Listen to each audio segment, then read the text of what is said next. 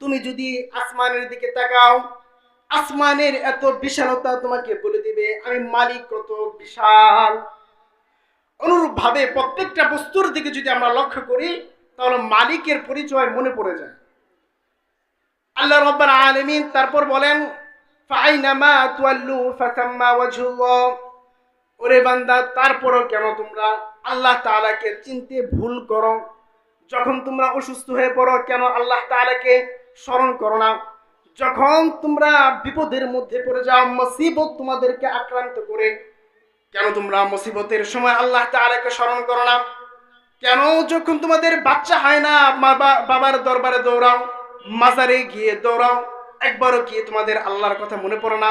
যে মালিক তোমাকে বানাইলো, যে মালিক তোমাকে তোমার মার পেটের মধ্যে দিল, যে মালিক তোমাকে তোমার মার পেট থেকে প্রসব করে এলো, যে মালিক তোমাকে ছোট থেকে বড় করলো, ওই মালিকের কথা কি তোমরা ভুলে যাও? তোমরা কি তোমাদের মালিককে চিনতে পারো না? তোমরা যদি গাছের মধ্যে তাকাও তাহলে তো তোমরা আল্লাহকেই দেখতে পাও। তোমরা যদি জমিনের মধ্যে তাকাও তাহলে তো আল্লাহ তাআলাকে দেখতে পাও। তোমরা যেদিকে তাকাও সেদিকেই তো আল্লাহ।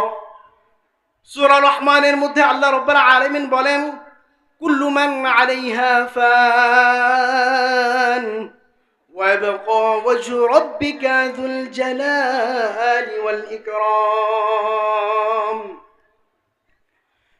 পৃথিবীর মধ্যে প্রত্যেকটা বস্তুই ধ্বংসশীল, প্রত্যেকটা বস্তুই ধ্বংস হয়ে যাবে। এমন কোনো বস্তু এরকম নাই যার শুরু আছে কিন্তু শেষ নাই।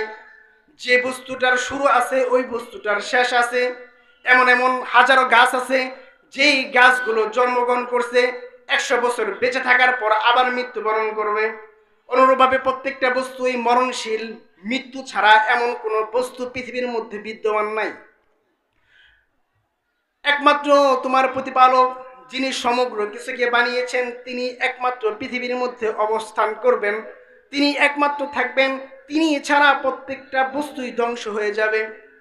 এই জন্যই আল্লাহ রাব্বুল আলামিন বলেন, ফাআইনামা তুওয়াল্লু ফাসাম্মা ওয়াজহুল্লাহ। ওরে বান্দা, তোমরা কি আল্লাহ তাআলাকে চিনতে ভুল করো? যে মালিককে দেখলেই দেখা যায়, যে মালিককে অনুধাবন করলেই বোঝা যায় সে মালিক আছে। গাছের দিকে তাকালে তোমরা মালিককে বুঝবা। ফাআইনামা তুওয়াল্লু ফাসাম্মা ওয়াজহুল্লাহ। তোমরা যেদিকেই তাকাও সেদিকেই আল্লাহ, যেদিকেই দেখবা সেদিকেই আল্লাহ। বলে যেদিকেই দেখবো সেদিকেই তো মালিকের লীলা, মালিকের কুতরক, মালিককে মনে পড়ে যায়। মালিকের সৃষ্টি দেখলেই মনে হয়ে যায় যে এটা মালিকের সৃষ্টি, এটা আল্লাহর সৃষ্টি। আল্লাহ ছাড়া কোনো বস্তু, কোনো ব্যক্তি তৈরি করতে পারে না, কোনো জিনিস বানাতে পারে না। সমস্ত কিছুকে বানানে ওয়ালা একমাত্র কে? আল্লাহ। এই জন্য কবি বলেন, হাজার মে শজর মে তেরে রঙ আবু হে, जिधर दिखता हूँ उधर तू ही तू है। আরে আমি যদি গাছের দিকে তাকাই ও মালিক তোমাকেই মনে পড়ে, পাহাড়ের দিকে তাকাইলে ও মালিক তোমাকেই মনে পড়ে, বৃক্ষের দিকে তাকাইলে তোমাকেই মনে পড়ে। মালিক আমি যেদিকেই তাকাই সেদিকেই তুমি, তুমি তো অমূল্য। এই জন্যই প্রত্যেকটা ক্ষেত্রে আল্লাহ তাআলাকে স্মরণ করা ভাই ঈমান বড় বড় বস্তু।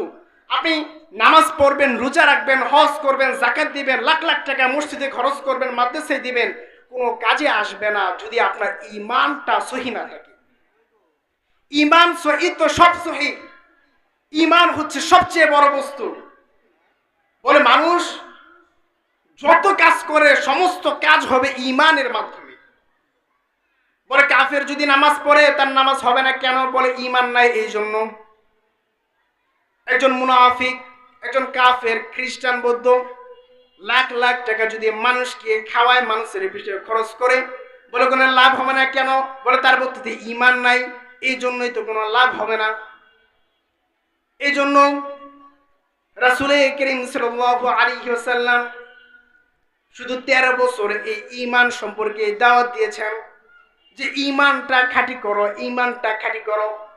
অল্প স্বল্প আমল করলে, কিছু আমল করলেই এগুলোই তোমাকে জান্নাতে পৌঁছে দিবে। কারণ ঈমান হলো বড় দামি জিনিস। ঈমান ছাড়া মানুষের দাম নাই ভাই। এজন্য প্রত্যেকটা ক্ষেত্রে আমাকে মনে রাখতে হবে আমার সামনে আল্লাহ, পিছেও আল্লাহ, উপরে আল্লাহ, নিচেও আল্লাহ। আমি বিপদে পড়লে আল্লাহ আমাকে বিপদ থেকে বাঁচাবে আল্লাহ। আমি যখন অসুস্থ হবে, ওই অসুস্থ যিনি দিচ্ছেন তিনিও আল্লাহ, আর অসুস্থ থেকে যিনি শেফা দান করতে পারেন তিনিও আল্লাহ। এই জন্য প্রত্যেকটা ক্ষেত্রে আল্লাহকে স্মরণ করবো। পারবো তো ইনশাআল্লাহ? আমি আমার এই বক্তব্য শেষ করছি। ওয়া আখির দাওয়ানা আলহামদুলিল্লাহি রাব্বিল আলামিন। আসসালামু আলাইকুম ওয়া রাহমাতুল্লাহ।